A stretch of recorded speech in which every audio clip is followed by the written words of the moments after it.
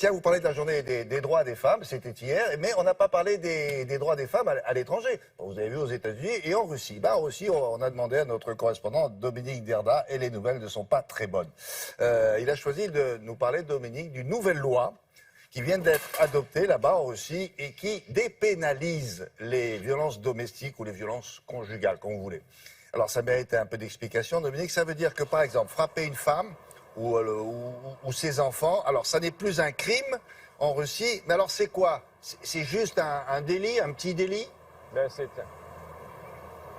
Oui, absolument, William. Jusqu'à présent, en Russie, un homme qui battait sa femme risquait jusqu'à 2 ans de prison ferme. Et bien aujourd'hui, si c'est la première fois qu'il lève la main sur elle, si c'est la première fois surtout qu'elle porte plainte, eh bien il ne risque plus qu'une amende d'un peu moins de 500 € et quelques heures de travail d'intérêt général. Même chose pour les parents qui battent leurs enfants. Plus question de prison, sauf en cas de violence grave et répétée. Cette nouvelle loi, eh bien, c'est une femme, une députée, qui en est à l'initiative. L'important pour elle, dit-elle, c'est de protéger la cellule familiale, de tout faire pour sauver le couple, comme vous allez le voir dans ce reportage réalisé avec Patrice Hacheret, Denis Lepov, Alla Chevelkina, Tania Tarasenkova et Volodya Sidorov.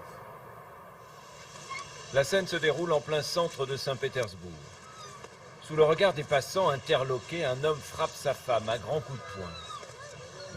Et puis un autre, à son tour, va battre la sienne. C'est un spectacle, on l'aura compris, mis en scène pour dénoncer une nouvelle loi qui en Russie dépénalise les violences domestiques et remplace les peines de prison par de simples amendes.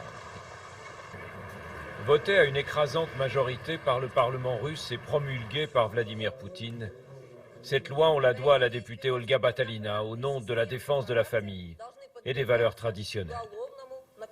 Les tyrans domestiques, ceux qui aiment la violence et la cruauté, ceux-là, bien sûr, doivent être traînés devant la justice.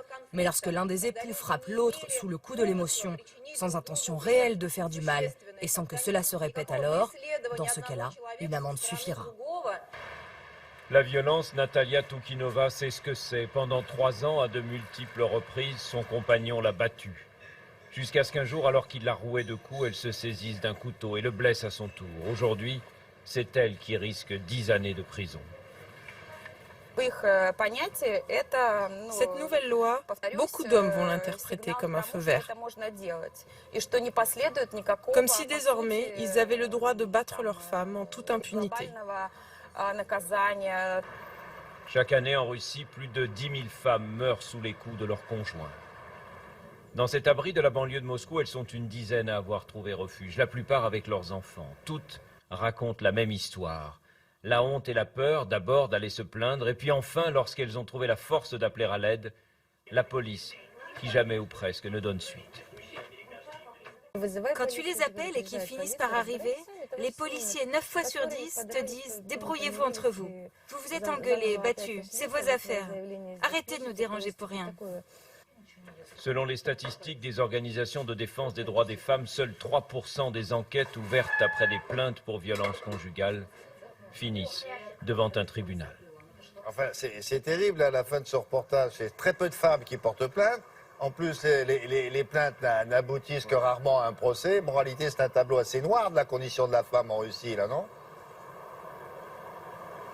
Oui, William, absolument. Vous savez, la Russie, c'est un pays paradoxal. C'est un pays où peut-être plus qu'ailleurs, le 8 mars, on célèbre la journée de la femme. On leur fait des cadeaux, on leur offre des fleurs, un peu comme s'il s'agissait d'une seconde Saint-Valentin. Mais c'est aussi un pays où 40% des crimes graves, selon les statistiques les plus récentes, 40% des crimes les plus graves sont commis au sein même du cercle familial et ce sont souvent, vous en doutez, les femmes qui en sont les premières victimes. Alors dans le cas de cette loi dont on vient de parler, c'est l'Église orthodoxe qui est montée au créneau pour défendre ce qu'elle appelle les valeurs traditionnelles, c'est-à-dire la soumission de la femme à son mari. Mais l'islam, bien évidemment, n'est pas en reste. On compte en Russie à peu près 20 millions de musulmans dans les républiques du Sud et puis à l'est de Moscou, au Tatarstan.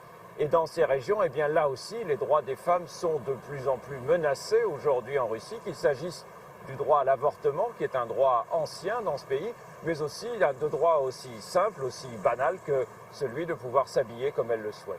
Juste une petite chose avant de terminer qui n'a rien à voir avec le propos du jour. J'ai l'impression qu'il fait moins froid chez vous, il n'y a pas de neige. Vous avez pris un petit coup de douceur également?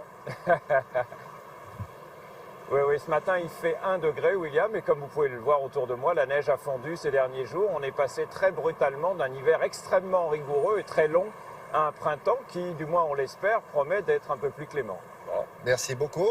À bientôt. À bientôt.